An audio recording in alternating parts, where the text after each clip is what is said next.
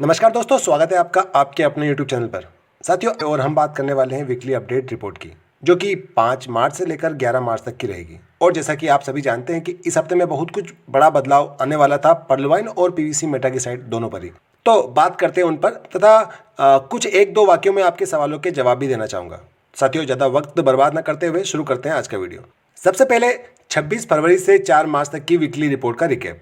पिछले पूरे हफ्ते में 18,875 यानी कि 18,875 नए पीवीसी मेटा टोकन के खाता धारक बढ़े। टोकन का रेट भी 0.00056 BUSD के आसपास बढ़ा और सिस्टम की ओर से जो टोकन का रेट है उसे भी 0.4 टाइम्स 04 BUSD प्रति पीवीसी मेटा टोकन के अकाउंट के हिसाब से बढ़ाया गया। यहाँ पर हमने चर्चा की है कि अगर आपके खाते में लॉगिन करते समय कम से कम एक पीवीसी मेटा टोकन नहीं रहेगा तो रिवार्ड तो मिलते रहेंगे, लेकिन हो सकता है कि सिस्टम टोकन फार्मिंग के पेज पे आपको लॉगिन ना करने दें। देखिए, वैसे कोई ब्लॉकेज की जानकारी नहीं दी गई कि सिस्टम किसी प्रकार की पर्लवाइन की आईडी या फिर कोई दूसरे विकल्प को बंद कर देगा। सिस्टम ने पर्लवाइन की आईडी को सेटलमेंट जो था उसे बंद कर दिया पिछले हफ्ते में और अगले दिन उसे शुरू भी कर दिया। pvcmeta.com साइट पर यानी कि टोकन फार्मिंग साइट पर स्टार्ट फार्मिंग के साथ 8 टोकन यानी कि 8 पीवीसी मेटा टोकन का विकल्प भी जोड़ा गया और टोकन फार्मिंग हेतु टोकन फार्मिंग के लॉगिन पेज पर यूजर वॉलेट को बनाया गया, जिसमें रिवार्ड में मिले पीवीसी मेटा टोकन को दर्शाया गया और इसमें सीधे ट्रस्ट वॉलेट से टोकन जोड़ने हेतु ही 8 पीवीसी मेटा का विकल्प दिया गया है। मतलब कि अब टोकन फार्मिंग करने के लिए ट्रस्ट वॉलेट का नहीं, यूजर वॉलेट का प्रयोग किया जाएगा। साथ में बेनिफिशियरी एक नया विकल्प जोड़ा गया है, उसमें अदर वॉलेट पर यानी कि अदर पर टच करते हैं तो हम किसी दूसरी आईडी की भी टोकन फार्मिंग अपनी ही आईडी से कर सकते हैं। साथियों, पूरे हफ्ते में जो रिवार्ड का रिडीम्पशन था बंद रहा और सिस्टम ने जिनके ट्रस्ट वॉलेट में एटलीस्ट यानी कि कम से कम एक पीवीसी मेटा टोकन नहीं था, उनके टोकन फार्मिंग पेज पर लॉगिन पर रोक लगा दी। तो दोस्तों, पिछले हफ्ते में ये सब कुछ घटित हुआ। अब आते हैं इस हफ्ते पर। तो संडे 5 मार्च को पिछले हफ्ते की रिपोर्ट का रिकैप किया। फिर आते हैं सीधे 8 मार्च पर। साथियों, हमने सिस्टम से कुछ अपील्स की कि सिस्टम को डीपी से PVC Meta token seed value देने की प्रक्रिया को बंद नहीं करना चाहिए या 31 मार्च तक आगे बढ़ा देना चाहिए। दूसरे नंबर पे जो अपील की वो था सिस्टम को डीपी को पीवीसी मेटा सीड वैल्यू में बदलने के लिए सीड फंडिंग की अनिवार्यता की शर्त को हटाना चाहिए या डायरेक्ट डीपी से ही सीड फंडिंग शुरू कर देनी चाहिए। नहीं तो सीड फंडिंग करने के लिए न्यूनतम सीमा को 50 BUSD से घटाकर 10 से लेकर 15 BUSD के बीच में कर देना चाहिए। तीसरे नंबर पे कहा एक ही नाम और नंबर से एक्टिव हुई पर्लवाइन की आईडियों को आपस में मर्ज कर देना चाहिए। सिस्टम से अपील की कि साथ में सिस्टम डीपी ट्रांसफर फिर से शुरू करें। 5वें नंबर पे हमने कहा कि फ्री कॉइन्स बांटे जाएं, सभी को पीवीसी मेटा के साथ डीपी रिडीम्पशन करने का मौका भी दिया जाए। साथियों, 6ठे नंबर पे हमने बात की कि सिस्टम पर्लवाइन आईडीज ब्लॉक ना करें और यदि संभव हो तो कम से कम 100 डीपी का बैंक में विड्रॉल शुरू करें। 7वें नंबर पे हमने बात की टेक्निकल अपडेट को हटाकर रिवॉर्ड रिडीम्पशन रीस्टार्ट किया जाए। 8वें नंबर पर बात किया जिस विकल्प में अपडेट आए केवल उसी विकल्प को अपडेट के चलते बंद किया जाए, पूरी साइट को उसी के चलते बंद ना रखा जाए। लास्ट में हमने जो बात की वो था कि समय समय पर नोटिफिकेशन के माध्यम से सिस्टम अपनी आगामी कार्य प्रणाली एवं रूपरेखा के बारे में अपने यूजर्स को बताए ताकि क्या क्या चल रहा है या क्या क्या होने वाला है, इसको लेकर यूजर्स भ्रमित ना हो, अफवाह ना फैले। साथियों, आगे आए 9 मार्च को तो ट्रस्ट वॉलेट पर चल रही लिंक के द्वारा हैकिंग के बारे में हमने जानकारी साझा की।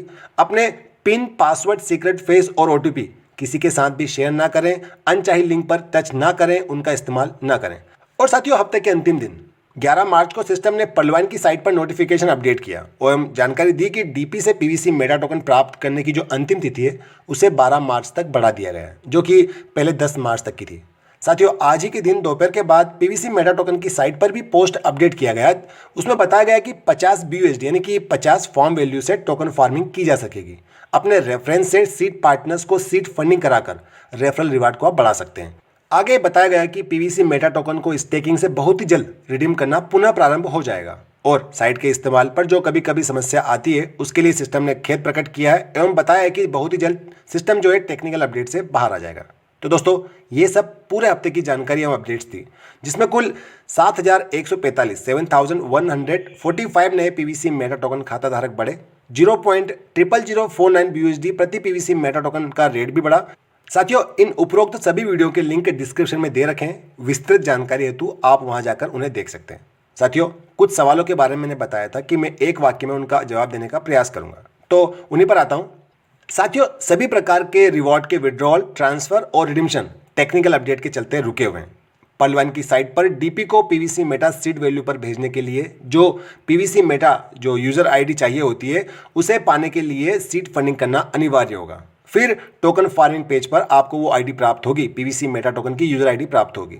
रेफरल कोड में आप जिनसे जुड़ना चाहते हैं उनका पीवीसी मेटा आईडी लिख सकते हैं। पर्ल1 में जो आपके लीडर थे उनकी आईडी लिखने की कोई ज़रूरत नहीं है, कोई कंपलसरी नहीं है।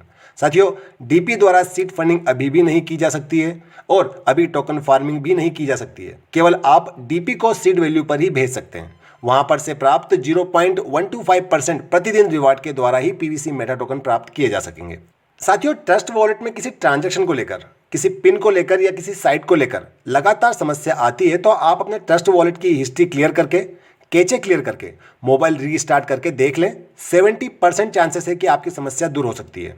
दोस्तों, जिस तरीके से सीड फंडिंग के लिए BUSD से पीवीसी मेटा टोकन खरीदना कंपलसरी है, उसी प्रकार ट्रस्ट वॉलेट के सीक्रेट फेज किसी दूसरे मोबाइल में फोटो खींच कर रखना या कहीं सुरक्षित स्थान पर लिख कर रखना अति आवश्यक समझे। ट्रस्ट वॉलेट डाउनलोड करते ही पहला काम यही होना चाहिए आपका कि आप सीक्रेट फेज कहीं पर लिख के रख लें, उसका फोटो खींच के रख लें, क्योंकि सीक्रेट फेज खो जाने पर उसमें रखे सभी टोकन्स आप खो देंगे।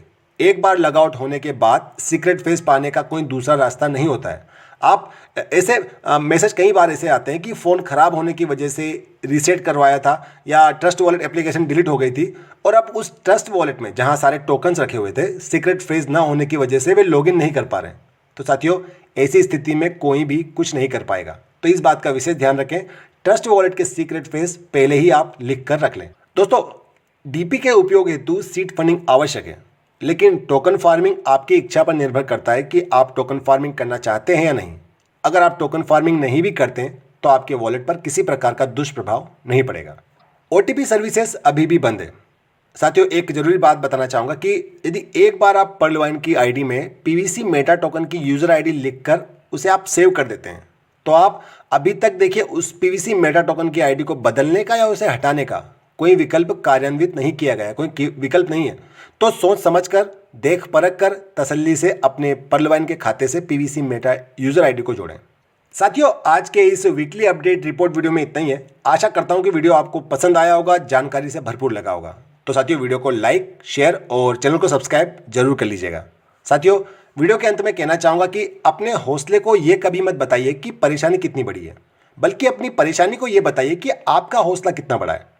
तो बस इसी नोट के साथ ये वीडियो का अंत। God bless you all. जय हिंद।